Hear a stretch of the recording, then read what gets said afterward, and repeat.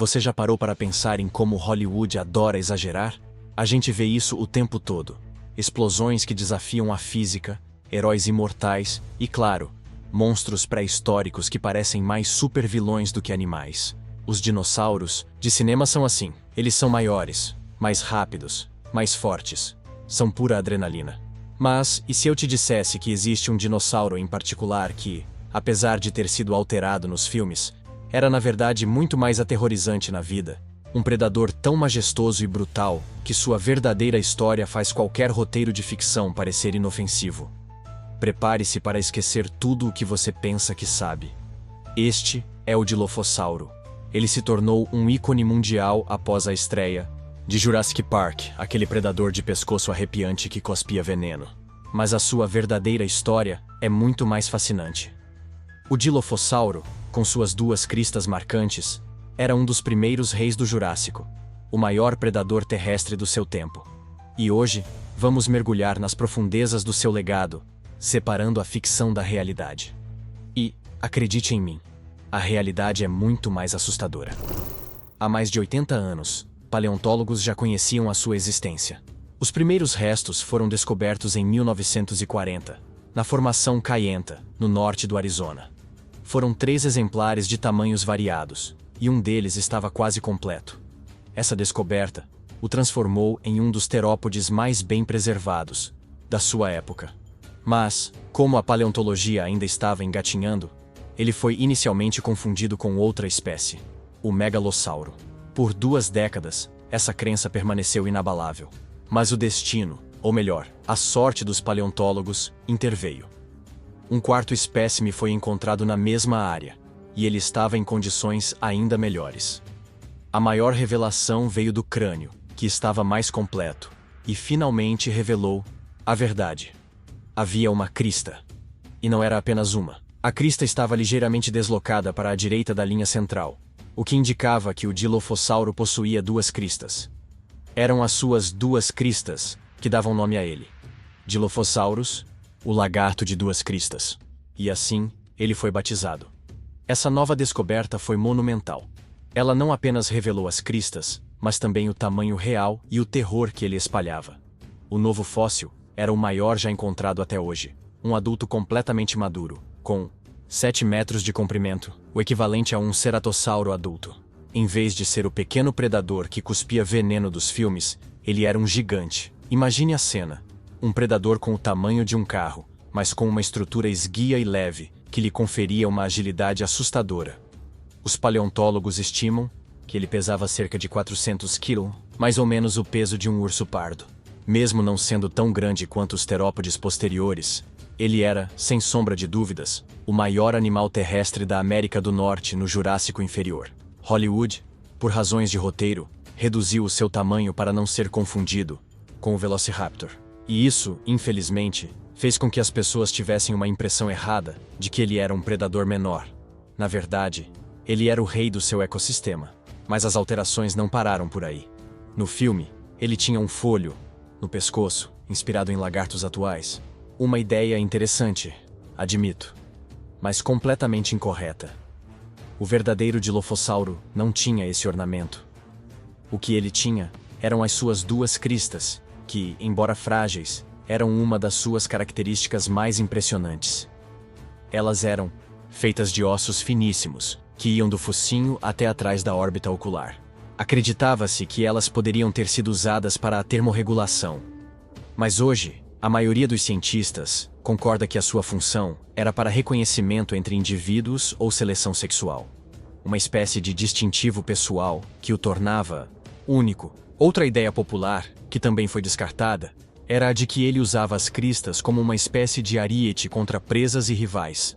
No entanto, a sua natureza extremamente frágil tornou essa hipótese rapidamente infundada. Mas não se preocupe, o Dilophosauro tinha outras armas à sua disposição que o tornavam um pesadelo ambulante. A mais importante delas eram as suas mandíbulas. O crânio era proporcionalmente grande para o seu corpo e abrigava cerca de 30 dentes longos, curvos e serrilhados. Cada dente possuía mais de 70 serrilhas, que agiam como pequenas navalhas, cortando a carne com facilidade e causando uma perda de sangue rápida e fatal. Uma mordida e a caçada estava praticamente encerrada. Mas por um tempo, os paleontólogos duvidaram da força da sua mordida. A razão? Um espaço curioso na parte frontal do seu crânio, que os levou a acreditar que ele tinha uma mordida fraca. Com essa teoria, surgiram outras. Ele era um predador especializado em peixes, ou um necrófago. Mas como sempre, a ciência avançou e derrubou essas ideias. Pesquisas recentes mostraram que aquele espaço, longe de ser um ponto fraco, era na verdade uma junta robusta e imóvel, que lhe permitia exercer uma força de mordida considerável, capaz de abater presas maiores. Seu tamanho por si só já era um indicativo de que ele não caçava apenas animais pequenos. Ele era o maior predador da sua região, uma adaptação que provavelmente evoluiu para permitir que ele caçasse presas grandes. E temos provas disso. O corrolótipo do Sauropodomorpho Sarasaurus de 2018, que era metade do tamanho do Dilophosauro, tinha marcas de mordidas que combinavam com as dele. Nenhuma outra criatura da época teria sido capaz de causar aqueles danos. Então sim, o Dilophosauro era um predador mestre em derrubar animais grandes, mas provavelmente não desprezava presas menores, ou peixes, se a oportunidade surgisse. Em outras palavras, nada estava seguro.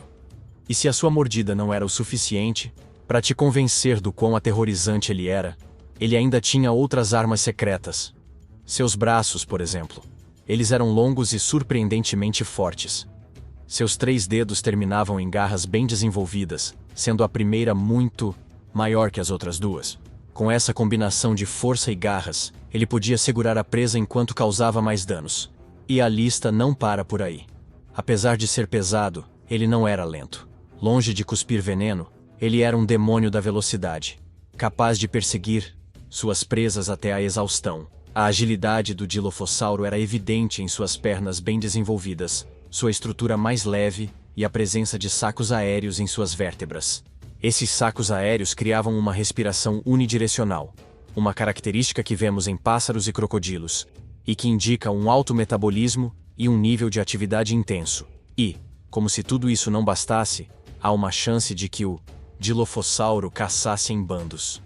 Os 3 primeiros espécimes foram encontrados lado a lado, levando alguns a especular que eles viviam e caçavam em grupos.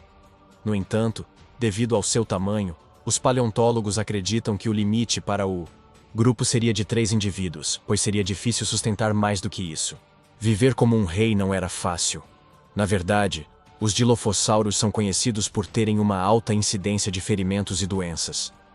O holótipo é famoso por ter o maior número de ossos danificados de qualquer terópode conhecido, com 8 ossos afetados.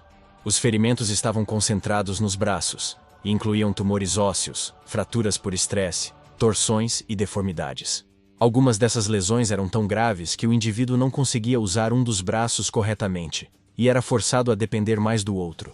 Não se sabe ao certo como ele adquiriu todas essas lesões, mas a principal teoria é que foi durante caçadas fracassadas ou brigas com rivais. O interessante é que, apesar de tantos ferimentos nos braços, os estudos em mais de 60 indivíduos não encontraram fraturas nas pernas ou nos pés, o que comprova o quão úteis e mortais os seus braços eram. A quantidade de ferimentos em todos os espécimes também prova que ele era um animal extremamente resistente, com uma alta tolerância à dor. E isso não é de surpreender, já que ele viveu em uma época em que a Terra era um lugar sem perdão. Há 183 milhões de anos, durante o Jurássico Inferior, a Pangeia e o Pantalaça ainda existiam. A Terra estava se recuperando do evento de extinção Triássico-Jurássico, e havia pouca vida ao redor. O ambiente do Dilophosauro era particularmente brutal, com estações secas extremas, onde as dunas de areia dominavam a paisagem. Mas a presença de um grande lago pré-histórico, o Lago Dixie, fornecia uma fonte de alívio e alimento. Apesar do ambiente hostil, o Dilophosauro não estava sozinho. Ele compartilhava a paisagem com outros dinossauros, como o Ceratossauro, o Megapinosaurus e o Scutellosaurus. Outros animais também existiam, como tubarões, peixes, lagartos, salamandras, crocodilomorfos e até mesmo mamíferos primitivos. Mas, apesar de toda essa vida, nenhum animal se comparava ao tamanho ou à ferocidade do Dilophosauro. Ele era o predador de topo indiscutível da América do Norte no Jurássico Inferior. E com seu verdadeiro legado sendo tão mais grandioso do que o que vimos em Hollywood, podemos apenas sonhar com o dia em que testemunharemos sua verdadeira glória na tela grande. Obrigado por me acompanhar nesta jornada para desvendar a verdade por trás de um dos dinossauros mais injustiçados da história do cinema. Se você curtiu esta viagem no tempo, deixe o seu like e se inscreva no canal para não perder os próximos vídeos. Até a próxima!